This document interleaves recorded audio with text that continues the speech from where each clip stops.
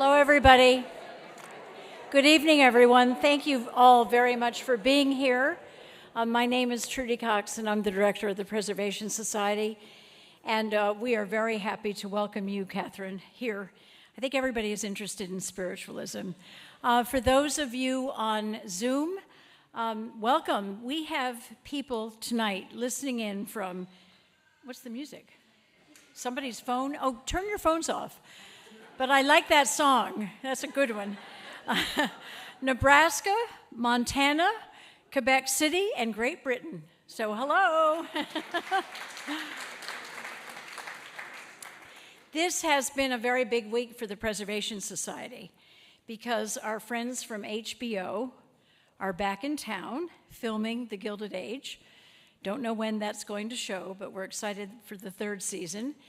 And I can tell you, today at the Breakers, they were there, and Morgan Spector was in the house. And yesterday, Christine Baranski was at Chateau Sur Mer. So this is all, listen, we don't get to see any of these people. We just hear about it. It's still very exciting. So speaking of superstars, I want to ask Kate, come on. Thank you, Kate. Mackenzie. Come on. Stand, where does I want you to be seen on Zoom, okay? Kate is the person who is the director of our education and programs committee staff, and Mackenzie is the assistant, and behind the scenes, these two do tremendous work. It isn't just identifying great speakers, it's figuring out where they're going to stay, whether they're going to like their hotel room, who has signed up, who is complaining about the Zoom not being loud enough. We hear it all, and these two solve all the problems. So thank you for your hard work. And there are two other superstars in the room. The chairman of our board, Bill Lucy. Come on, Bill. And the vice chair, Peter Harris. So thank you. They put in a lot of work behind the scenes, and we appreciate that. We do have some upcoming events. On the 14th of November, Rhapsody in Blue is going to be performed, along with a lot of other music, by Historic Music of Newport's Gilded Age Orchestra. They were here last year. Those of you who saw that orchestra know that they're extremely good. Rhapsody in Blue is celebrating its 100th anniversary, and despite the fact that it was composed in 1924, it was then performed here in Newport at the Tennis Hall, or Newport Casino in 1931. So it's exciting to bring it back to Newport. Tickets are going quickly, so if you haven't signed up, make sure that you do. Wild Imagination is the exhibition on display now on the second floor of Rosecliff. Well worth visiting. Some of you heard Nikki Williams, our curator, several weeks ago. She tells a tremendous story about this exhibit, and I think you're going to enjoy it. And then looking ahead to the spring, we're bringing back the Newport Symposium. It's going to return on the 3rd of April, and it is going to delve into the Italian influence in Newport, focusing on the Elms, on the Breakers, and Chateau Sur Mer. So we're very excited about that. We've already got some great speakers. Catherine Hess from the Huntington Library in California, Sarah Cartwright from the Ringling, and Rennie Renzullo, who is a well-known decorator. So if you're interested in that, go online and you can learn more. So back to tonight. We have the honor of hosting Kathryn Sheehan to discuss spiritualism in the Gilded Age. I had a chance to interview her for a radio show a few weeks ago, and I think you're going to find Kathryn compelling. She is the executive director of the Hart Cluett Museum, which is located formerly with the Rensselaer County Historical Society. She is a native of Troy, New York, so she knows all about filming with HBO because HBO has done a lot of filming in Troy and has been a historian for the Rensselaer County and Troy County since 2006. She has lectured on topics including Uncle Sam, the Underground Railroad, women's in suffrage, and most recently, The Gilded Age, the TV show. She has presented her work on local and radio and television, as well as on the History Channel, PBS, C-SPAN, and Russian and Japanese network televisions. She resides in the historic district in downtown Troy and is the author of Architecture Worth Saving in Rensselaer County Revisited 50 years later. I hope you will enjoy learning more about this fascinating topic. We will have questions at the end of this and a reception following on the terrace. Thank you, Kathryn, very much for being with us tonight.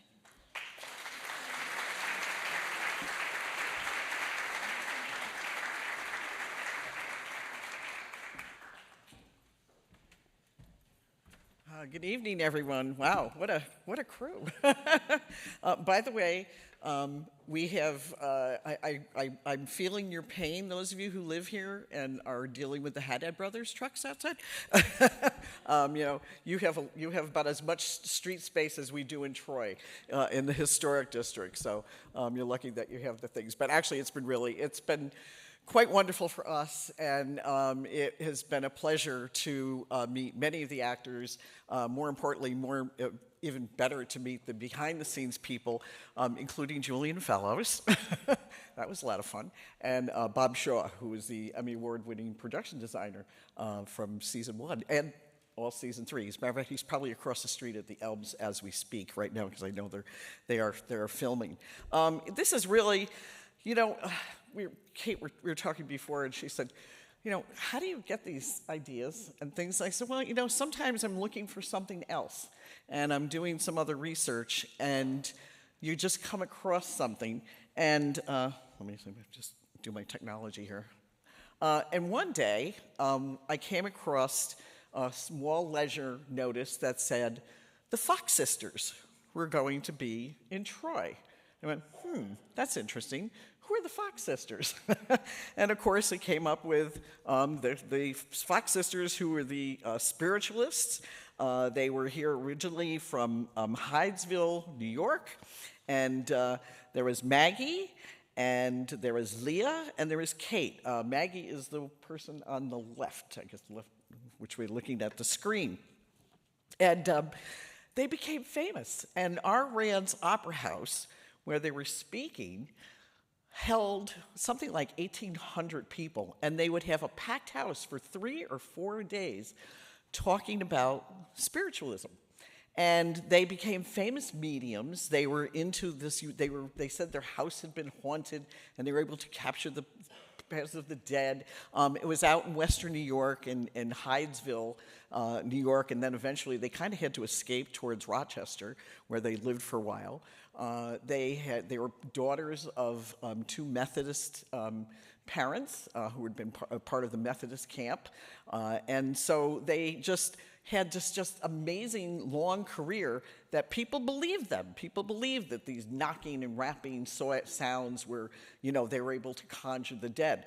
Of course, what we find out later is, Maggie in 1888 said, no, this was just, no, we were making it up. Some of it they were, looking at their kid, their sisters. They had a big family. They're playing pranks on their sisters. But they actually had met this Quaker couple. They met this Quaker couple, Amy and Isaac Post, and they helped foster that idea. About that, that you can contact the spirits, that we have a connection with another realm that is not the physical space that we're all standing here on terra firma here. And people were buying into this. And so part of me is like, well, why? Why now? What's going on in our country? What's going on in the history of our young nation at this point? Well, we're going to look a little bit before the technical Gilded Age. Think about the 1830s and 40s. We had a lot of death. You had lots of cholera epidemics that were going on. You had, there were several wars before the Civil War. That's why after the Civil War, this really takes off. You had all these people who wanted to commune. We had thousands of young men dying and women as well during the Civil War. But this little pre-Civil War era, we have this kind of movement going on. We also had something called the burnt over district, which we'll talk about in a little bit. If I get talking, I forget that I have slides. So one of the other people who was there at the same time, that the Fox sisters jumped right on the same bed. And I have never found anything that they actually knew each other. But here is Mrs. Mary Entwistle. You have to love that name. And she is a doctor. She's a physician in Troy, has spending her time trying to get enlisted in the Rensselaer County Medical Society. And, you know, this group of medical society said, no way, you're not coming in. You can't be a real doctor. And she said, well, I will bring people to you and tell you that I've been able to heal them. I've been able to go through and connect with their spirits. And she almost would go into this trance. And in this trance, she was able to feel their pain. Does anybody understand a little bit of homeopathy? Have you ever done muscle testing? And muscle testing is kind of the same way. You're saying, I can hold your hand, and I can have someone do muscle testing, and your arm can go like this. And it's this kind of sense of energy that goes to your body. Now, muscle testing is done a lot, especially if you deal with homeopathy and all, of which I do, by the way. So there's some of this that I'm all over it. And so Mrs. Mary Entwistle, she had a very amazing career well into the 1870s and 80s before she passed away. Her husband also was involved. He also was a clairvoyant physician. What was really interesting, her cousin was John Wilkes Booth. Right? I know. Isn't that fun? So she was here, and here they are, and this is the place where they were performing. This was Rand's Opera House, and it was in downtown Troy. We are, just so for geographic reference, we are located on the eastern banks of the Hudson River, about 8 miles to north of Albany, which is our state capital, and about 150 miles north of New York City. We are the entrance to the Erie and the Champlain canals, which certainly explains a lot about how people end up in Troy. We do a lot of genealogy back at our museum, big research library, and people are from out in California, and they're tracing their family all the way back through the Erie Canal, or they're from Canada coming down through the Champlain Canal. And so this Rand's Opera House was a who's who of all these people that kept coming in, including Mary Entwistle and the Fox sisters. And the Fox sisters came back regularly. It wasn't just a one-time deal. They were back, at least 4 times that I found in the ledgers of Rand's Opera House. So when we're also talking about spiritualism, we're talking about, obviously we're talking about communing with the dead in some ways. And it also is a time of great change as we go into the Gilded Age, where our thoughts are a little bit different about what happens when we're dying and how do we manifest that look on Earth. And you'll see, you're all here from New England. This is a very traditional church graveyard. This is in eastern Rensselaer County, almost to the Bennington, Vermont border, actually. There was a Baptist church on this site. The building is no longer there. You can see the lines. They're all very severe. I'm not showing you anything that's probably not familiar to you out here. And there's some wonderful little epitaphs, but it was all part of that ethic that came in from the Puritans. Your destiny is set for you. You're either going to go to heaven or you're going to go to hell. And you all hope that, we're going to go to heaven.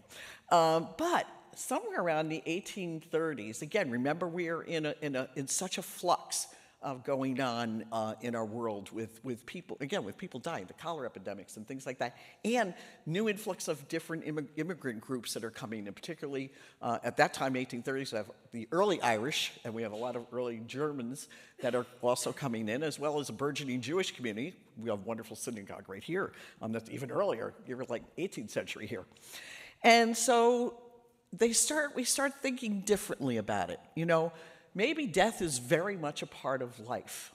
And how do we represent that? Well, Mount Auburn Cemetery, I don't know if you've ever been there, a wonderful cemetery over near Boston, over in Cambridge. And how can we make nature becomes more, it's not so fearful anymore.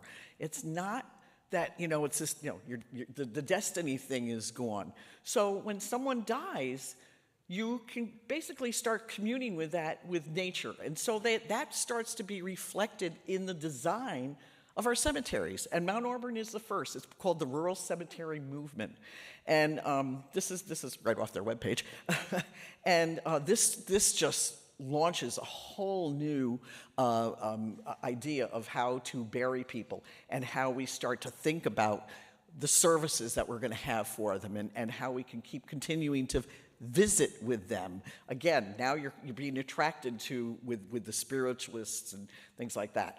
So that is Mount Auburn. This is our cemetery in Troy. This is Oakwood Cemetery. It was probably maybe the fourth of the rural cemetery movements. Albany Rural was just behind us. This is consecrated in 1848 as non-sectarian. And instead of those rigid lines, I mean, look at these beautiful stones that you have. So we're celebrating people's lives. We are also, you're acknowledging what they did on this earth. So you have, you might have a ship's captain with an anchor on it. You sometimes are looking at a young person that died. They might, like a very young, like infants. You see a baby lamb on the gravestone. Sometimes a young adult. You would have a stone, a marble tree with the root cut, a life cut short. So there's all this iconography that comes out, and you walk through the cemeteries and you start to see how this is. And women, there's roses and there's chairs and there's just all sorts of things. And the difference in the layout of the cemetery too is that they landscaped it. J.C. Sidney, who was a wonderful landscape engineer from Philadelphia, he came up and did the first part of our Oakwood Cemetery. And then as we were knee-deep in the Gilded Age in the 1880s, there was the first black graduate of Rensselaer Polytechnic Institute, Garnet Douglas Baltimore. He designs the second half of the cemetery. It's about 3 miles long as our cemetery, and about almost about a 3/4 of a mile wide.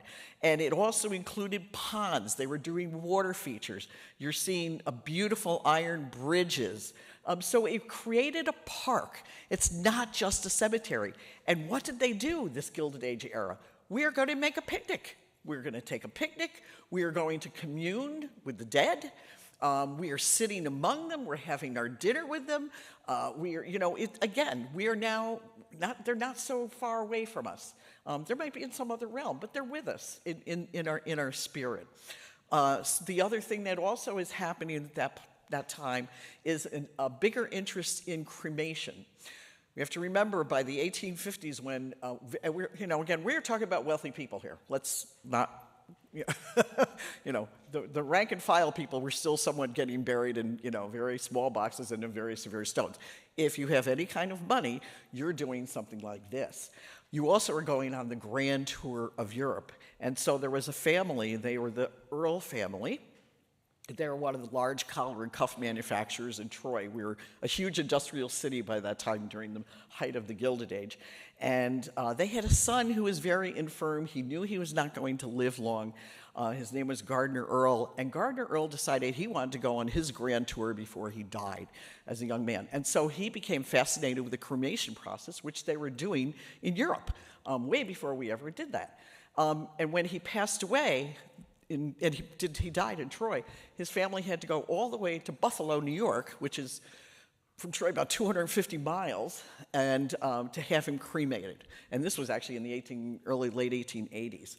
And so in honor of their son, they built this amazing, very Richardsonian, Romanesque, beautiful chapel and crematorium. You'll see the inside. There's filled with Tiffany windows. It has 10 different kinds of marble. It's actually a National Historic Landmark. It is open for tours. We do them very regularly through the year. So they built this, and then they burned all the bills. So we don't know how. We know the Tiffany bills because the Tiffany company held their bills, but we don't know how much it costs because it was just amazing. So this is the setup. This is what's going on. Now this is Troy. We're going to jump back a little bit now. We're back to this 1850s, 1860s period, just right as we're entering the Civil War. And you can see Troy's actually a fairly dense city at that point. We have about 40,000 people. And again, the reason I'm bringing this up, that it has a national significance, is again because we are at the headwaters of the Erie and the Champlain canals. And here we go. Here's that. So not only are we shipping, there's all the canal boats waiting for the canal to open. Not only are we, bringing products all over the place out to the country, which now, we've got Chicago and everything else, but it also becomes this conduit for all this kind of different thought.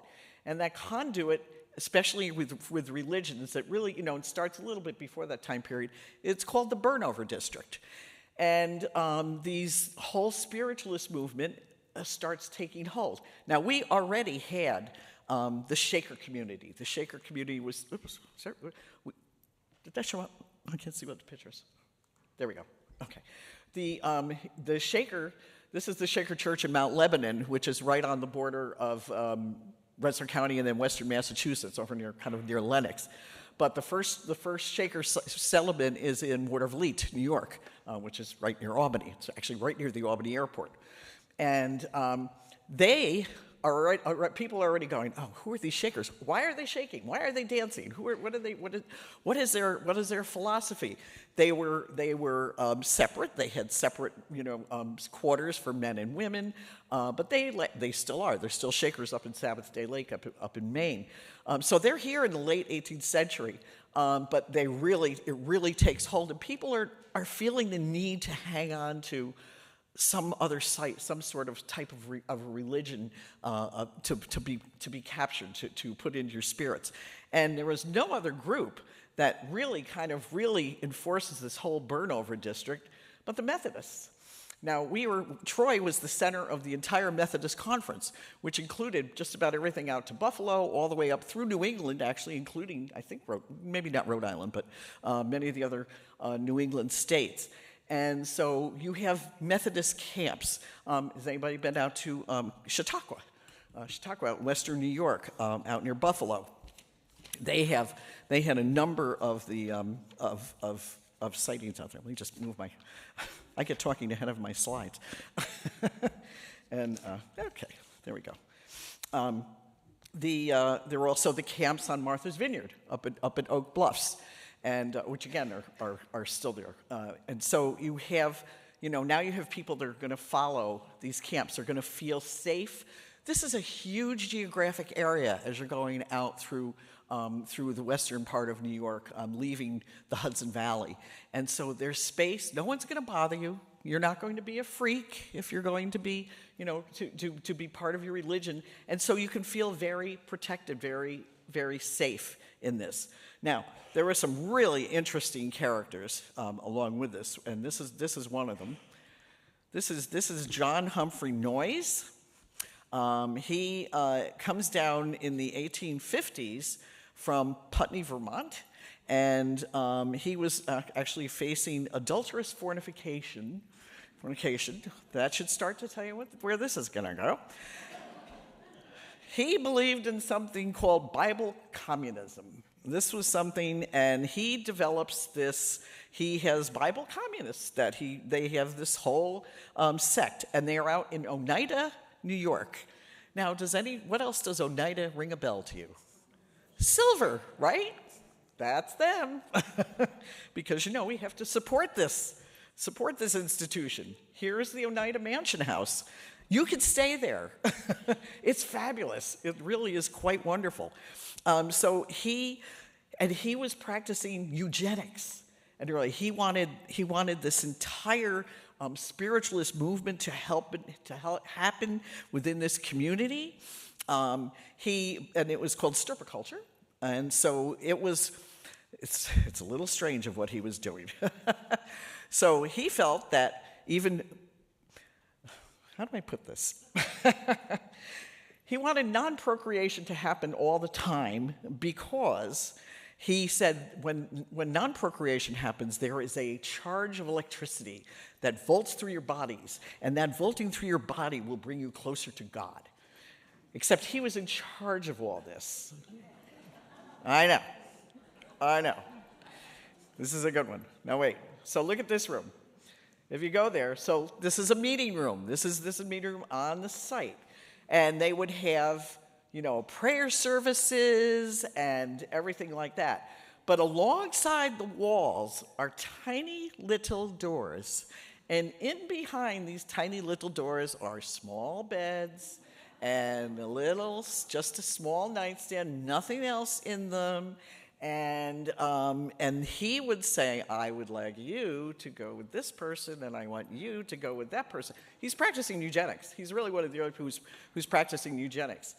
And the children that were produced out of these interviews is what they called them.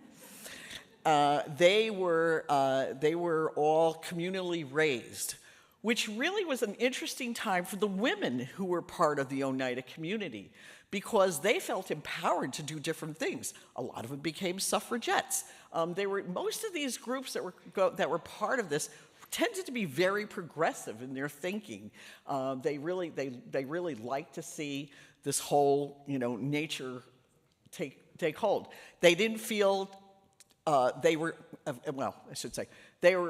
told not to get attached to the children because everybody owns these children. By the way, there's thousands and thousands of people who can directly relate back to Colonel Noyes by their genetics. Yeah. Here's the thing that happened with him, though, is like he might have sent you over with him and her over with him, but he could go with anybody. And that's where the problem lied.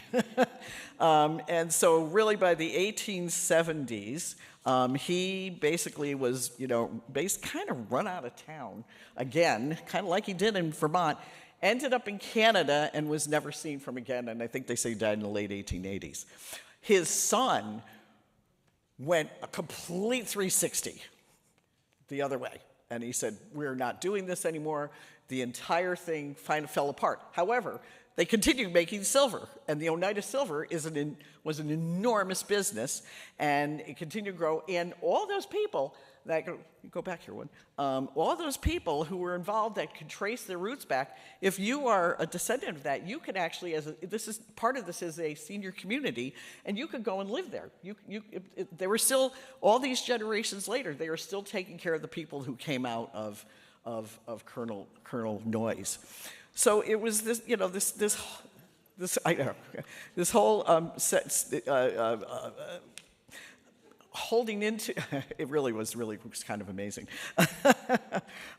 They had by 1877, that is when they actually started making the spoons that found their silverware empire. And all the community members were still deeply in self-improvement. However, their work was limited to 6 hours a day, with the remainder of the time for socializing, music, and education, which is fun. Let me go back to this one. So then we have the mystics and the mesmerists. And we have Daniel Douglas House, because it's hard to read this, has devoted a good portion of his time and talent to the doctrines and manifestations of spiritualism. These were all over the Troy papers. We had about 8 newspapers in the city. Again, this tells you how many different kinds, and there were various languages as well. The incidents of this volume are principally connected with Mr. Holmes' experience as a medium and as a defender and propagandist of spiritualism. He appears as a mystic, the character which he has sustained throughout his life. He brings proof of the genuineness of his mediumship from various sources, some of which are quite worthy of credence.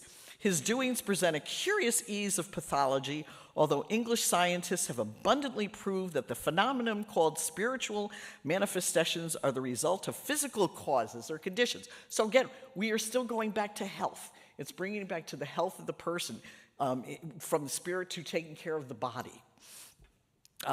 Mr. Holmes in this body will give an account of his expulsion from his home in 1864 on account of his expulsion from Rome in 1864 on account of his reputation as a spiritualist. Well, we know how the Catholic Church was feeling about that.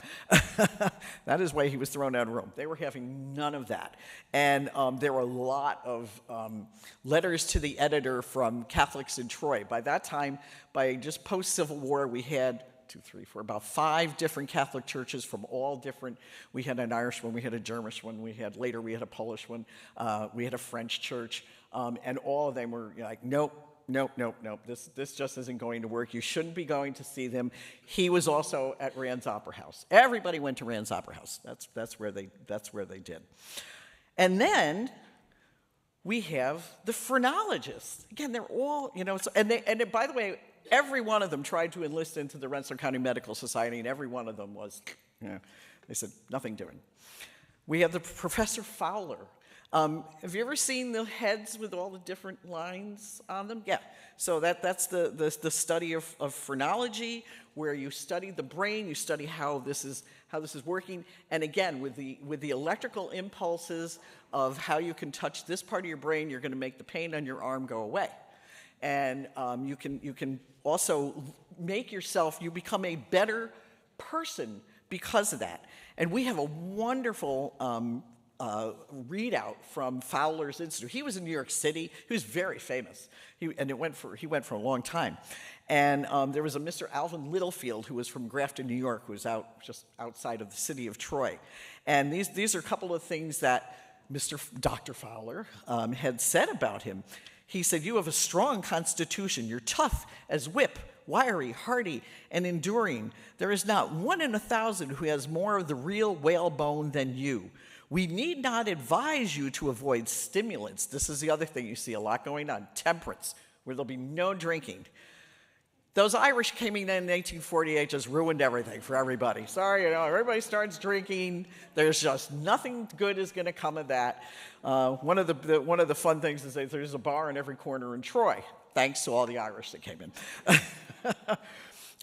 We need not advise you to avoid stimulants, nor that you need 8 or 9 hours of sleep. Your head is rather large for your body, and you need your vital forces in as good condition as possible in order to sustain your 22 3/4 inch brain. That was the other thing. Looking at the size of your brain is creating the size of your intellect and the size of your spirituality.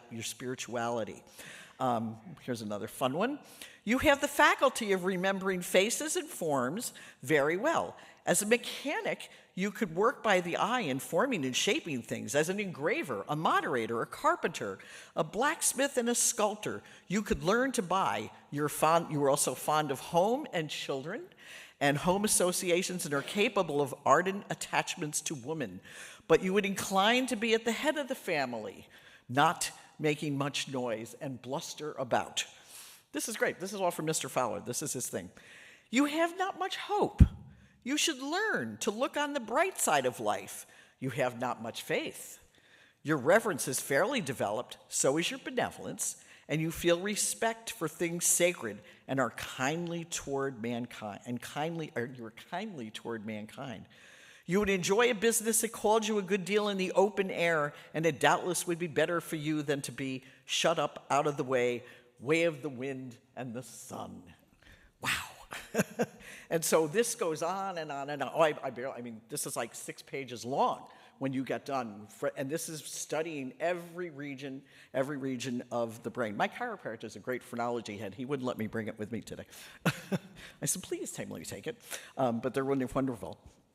There was a late 18th century German physician who was Franz Anton Mesmer, and he started the Mesmerists. Now, the Mesmerists, they were really interesting. They would put you in a trance. And in that trance, they could get you to do anything.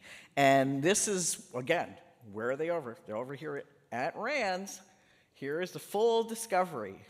Here's the strange practices of Dr. Eliot's son from the bodies of female patients. They always did it to the poor women. They always did it to women. You very rarely see men up there. They just said, we can take care of these women. They're flighty. They have, we have to just, they're weaker. We need to do this. Here's, and then these are all these, wonderful broadsides that they would have out here. Curious postures. They are put while sitting or standing when awake or asleep. And so there's all these ads in the newspaper about you know, oh God, don't go to the mesmerists. Now we had a mesmerist that was in downtown Troy for a number of years and had a very thriving business. That's the funny part. They all did. They were hanging out for a long time and doing a really good. Well, some people felt they were doing a really good job. Most of the time, after a while, though, they kind of just petered out. They died or they were run out of town, as the way it goes. It helps. How many of you had a Ouija board when you were a kid? Come on, put them up there. There you go. How many of you moved the little things around? How many of you think were moved on the cells? This is fun. My cousin had one. And so we were always playing with this back in the early 60s. And I used to accuse her of moving it. She used to accuse me of moving it. And probably both of us were just because we were so like, and what we were always so fearful was that it really was going to move itself. This game was invented strictly as entertainment, while everybody thinks of this whole Ouija board. Of course, we're knee-deep into all this mysticism at this point. But the man down in Baltimore, and I'm sorry, I can't remember his name, it was like 1890, and it was strictly made as parlor games. To play, which was a really fun Gilded Age thing to do. You have parlor games. You're either going to, play statues, or you're going to play with the Ouija board, and you ask questions. The modern day version of that we were talking before was the 8-ball. You know how you had those things? You ask a question, you flip the 8-ball up, and it spins around until it gets stuck, and then it doesn't go anywhere else. That was one of the fun things. So they really were, and they still make Ouija boards. You can still buy a Ouija board today, and I've never seen where they've really taken hold as a real course of things. All of these people, this whole progressive nature of a lot of the people that were involved, particularly the spiritualists, and they really were progressive in their thinking. They got very much involved in things like the temperance movement. They got involved in the abolitionist movement, which is one of the reasons why I showed you this photograph. This is a great shot. This is our dock in Troy, and it's the Pliny Moore grain elevator. You can see these packet boats. These are the packet boats going out through the canal. And coming up from New York City, not only are they, either bringing building supplies up and things like that, they're also bringing freedom seekers right up the Hudson Valley. And they would come into Troy, and Troy was a hotbed of the abolitionist movement in the 19th century. And again, we're at that perfect geographic location, and there was a sense that there was a safety in feeling that. Is it because the spiritualists were there? Because we had a lot of the Quakers were in Troy as well, who, again, a very progressive religious group. The Methodists are certainly entrenched in Troy as a group helping the abolitionist movement. And so they would come about a block away. There was an Athenaeum there, and in that Athenaeum there was this man Peter Baltimore, who was a black barber, and another black barber by the name of William Rich, William Rich is a great guy. I found out that William Rich was Lafayette's body guy. Came up here from over near Boston and Newport. Actually, he was up in Rhode Island. Came down to Troy when Lafayette was on his grand tour, which we just celebrated the 200th anniversary of that in September. And when he came to Troy, William Rich met Peter Baltimore. And he basically said, Lafayette, he said, you continue on your journey. I'm staying here in Troy. And he did, and this is a black man, and he also went into the barber business with Peter, and the two of them helped thousands of freedom seekers on their journey to either Canada or sometimes just staying here in Rensselaer County. As a historian, we are always so excited to find the next great piece of perfect information that you found, and we have the records from the Troy Savings Bank, which started in 1823 in that Athenaeum building. The very first two women are two women of color. One was probably still considered a slave because it was 1823, and New York State didn't abolish slavery until 1827.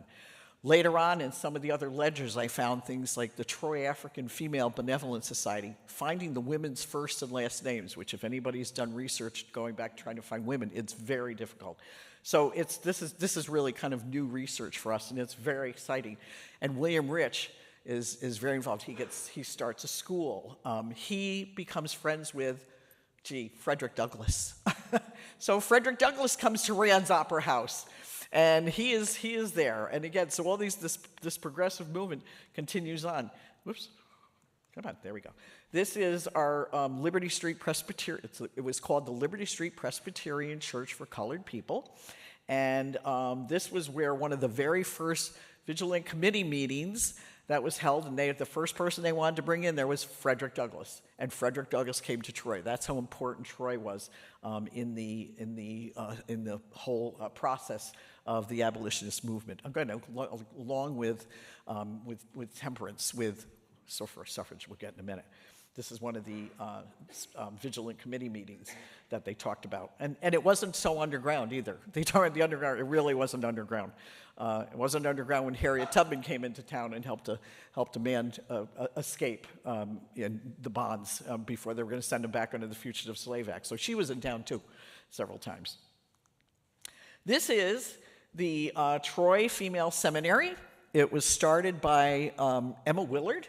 Emma Willard started a female seminary she was from Connecticut, and then she started a female seminary up in Middlebury, Vermont. It wasn't doing so well, and so they came to Troy in the 1820s. And she was a very forward-thinking woman, and she believed that young women should learn math and science the same way young men did. Now, in the 1820s, they literally felt that if women learned math and science, that their heads would blow up. Had I been there in the 1820s, that would have been true. I'm terrible at math and science. That's why I went into the history business. And so, and Emma was she's this incredibly forward-thinking woman. She did not believe in the suffrage movement. She did not. However, one of her students was none other than Elizabeth Cady Stanton, who was, of course, one of the leaders of the suffrage movement, who became friends with this wonderful woman and spiritualist, Victoria Woodhull. Now, Victoria Woodhull is the first woman to run for president. She, too, is by religion, is Methodist by origin. And she was born in 1838 out in Ohio. So even by that time, we were at the, people settled out in Ohio, again, coming out the canal system through there. And so in the 1870s, she was running for president. She was an advocate of free love. And she was she also was a staunch temperate person. She did not believe in the drink. You see a lot of that. You see, people were for the suffrage movement, but they also were, again, the evils of the drink. We just cannot do that. So we'll think of that later. And she went to speak to many, many groups. And we were very fortunate that our county was a hotbed. This is actually a very small little library, the Valley Falls Library, but there was a group called the Valley Falls Political Equality Club. And Susan B. Anthony was there, Elizabeth Cady Stanton was there, Victoria Woodhull was there, and then they all made their way down to New York City in 1950. No, she was dead by then. Sorry, but they did, in 1915, and which, of course, then Rensselaer County voted it down twice. So we didn't do so well with that, but it's okay. We got it anyway.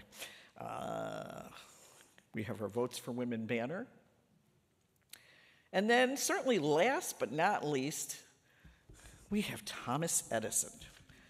He was a huge spiritualist, but he's such an interesting man. If everybody's ever gone to New Jersey, you go to the Edison complex, you really should go down there. It's really quite wonderful.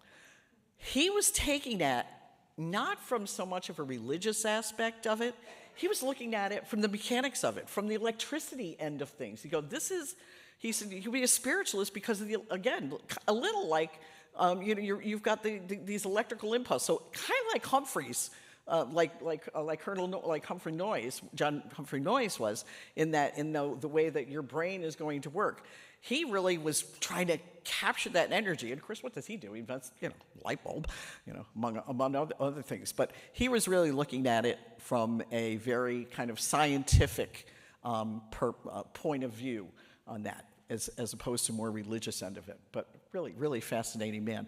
And I know you always said Sir Arthur Conan Doyle is in there. Dan Aykroyd, modern spiritualists. There's a whole listing of of other spiritualists who are out and about. So it brings us up to now. So any questions, Comments? Yes? Can you talk a little bit about Lilydale? Oh, so Lilydale is interesting. Lilydale is where the Lilydale is in western New York and south of Buffalo. And that is where basically it's kind of the center of the spiritualist home. They actually moved the Fox sisters' home from Hydesdale to Lilydale. And unfortunately, it was around 1910 or something when they moved the house over there.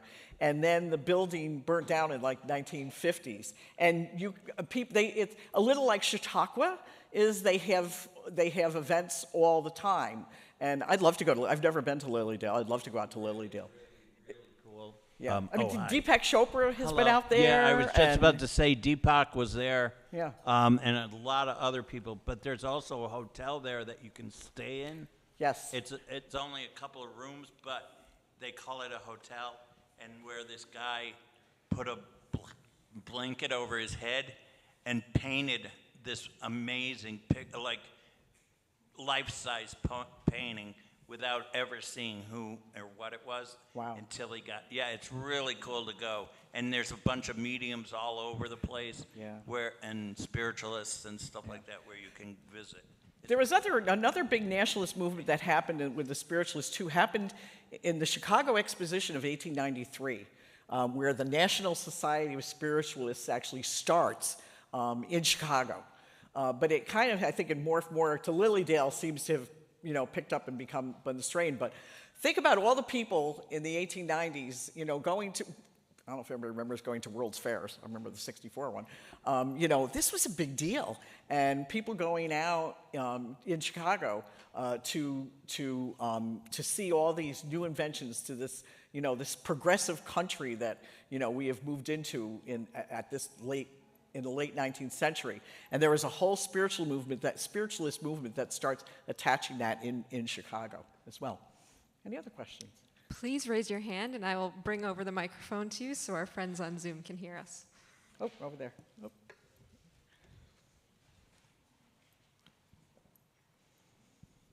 Do you have anything to say about the Vanderbilts in this area with the spiritualism? No, but it's funny. We're sitting here in the midst of all the. I'm sure they probably were. I can't imagine that one of them hasn't done that, and that's a great question. No, I'm going to have to go digging into the Vanderbilts. Kate, the Commodore was a spiritualist. He was. The Commodore was. That's interesting. And so was Alva, according to someone here. Yes. Yeah. Another there. question? There's a question over there, way at the end, near the thank fireplace. Raise your hand high, please. Thank you. My question is about this spooky season of Halloween. Has your research demonstrated that there's any connections between people who are big proponents of spiritualism and the development of Halloween and these holidays that celebrate spiritualism? That's a great question. A lot of times you see, from what I had read through, you see what people fear, what they don't understand, and so they go to the dark side, and they start to see that, and you see a lot of people start talking about death in relation in haunted houses that always have to have some horrible thing that happened, and that soul doesn't move on and stays in the house. We were talking about that on the web thing the other night, and part of me is like, just because someone dies doesn't make it creepy. People die. They're in some other realm, and why we should be afraid of them. I guess there's dark moments. We have a cemetery in just outside the city of Troy that everybody claims it's the most haunted cemetery in the United States. Well, I frankly think it was haunted by the RPI fraternities that were, the fraternity boys. I've walked through it 1,000 times. I've never felt anything crazy, weird, and stuff like that. And in some ways, and maybe it's because I'm a widow and loved my husband for many years, and family, and I do tours through Oakwood Cemetery, and it's like, I know these people because I've read their journals. I know how they died and things like that. So when people start to make cemeteries always be dark and sinister, I kind of take offense to that. I know that there's probably dark spirits. I'm sure there is. I'm sure there is. But I think it's funny that at Halloween we always take this take on it and bring it to the dark side, which is what I was not going to do tonight, as you can tell. Yeah. Hi. Would you say a little bit more about how the practice of cremation helps set the stage for spiritualism? Well, it's really interesting because it was first we had so many Catholics that had settled in our area. There was a resistance to that because they felt that was not a proper way to be disposing of a body. They've changed their mind in the after Vatican II, but the spiritualists just really felt that was, and you know, there wasn't anything awful about it, that you're kind of basically really going back ashes to ashes, dust to dust. You're just moving it along a little bit further and a little bit faster, you know? Well, if you've ever been to Europe, and you know how there's no land over there, I mean, you can't have an Oakwood cemetery, you can't have a Mount Auburn cemetery in Europe. There's no room for that. In Italy, which is where my mom is from, they do a wonderful thing. You're buried in the ground. You're not embalmed. You're buried in the ground for 3 years till the body is, you know, and then you go into those amazing vaults that are in these, you know, cities and stuff, and you're all up there with all the rest of your family. But cremation is a huge part of that now, despite the fact that, you know, Italy is still predominantly Catholic country, or a lot of it anyway. So yeah, no, it never was an awful part of it. It just, again, it was ashes to ashes and dust to dust. Where we came, where we go. I hope Kathy doesn't mind. I volunteered with Kathy for 25 years at the Historical Society. I hope she won't mind me adding my 2 cents worth on one thing. I taught 7th graders, and from teaching them, I learned about the sisters, that the knocking, did you ever find out what the knocking was? Yeah, they're knuckles. Yes, you didn't say crack that, their I knuckles. don't think. But the knocking sound that they said they were using to reach the dead wasn't the dead knocking back. They would literally crack their knuckles. And that's what you heard, that one of them discovered they could do it. Yeah. And the other connection, again, these are the things you do to try to teach history to 7th graders.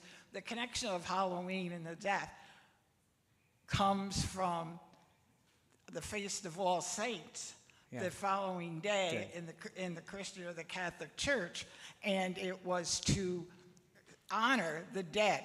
Mm-hmm. So that's how Halloween landed where it did.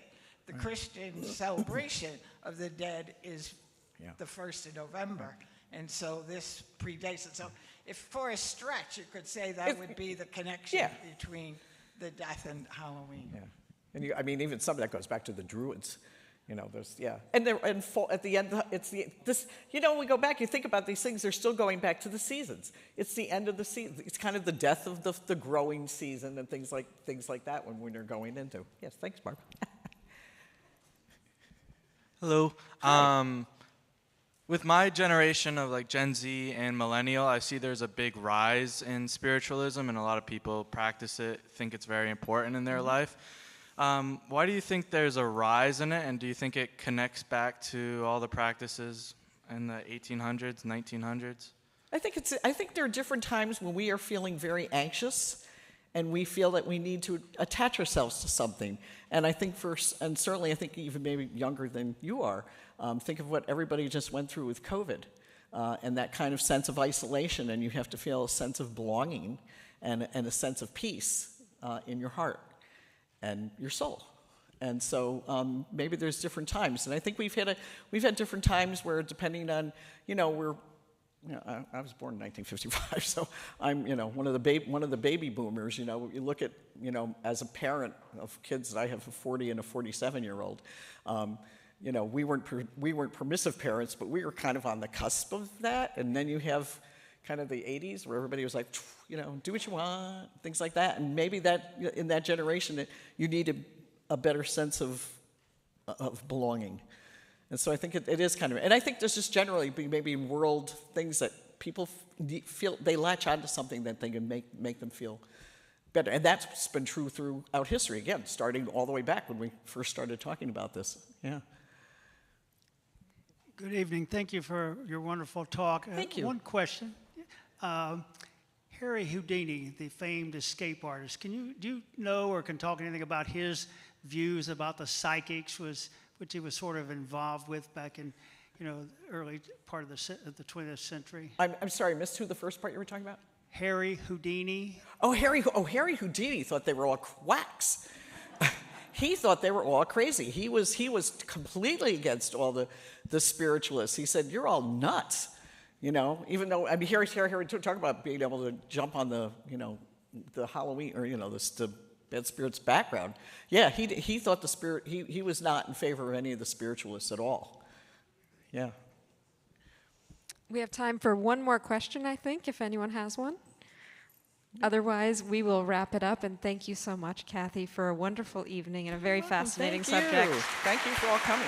Appreciate it.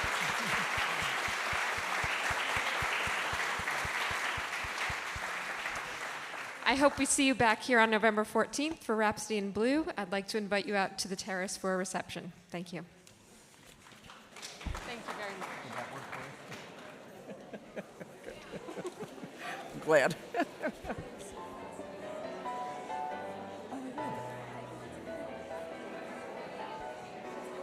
It's always there. Yeah, it absolutely is. Yeah, for sure. It always is. It's fun for me too. I always like it. And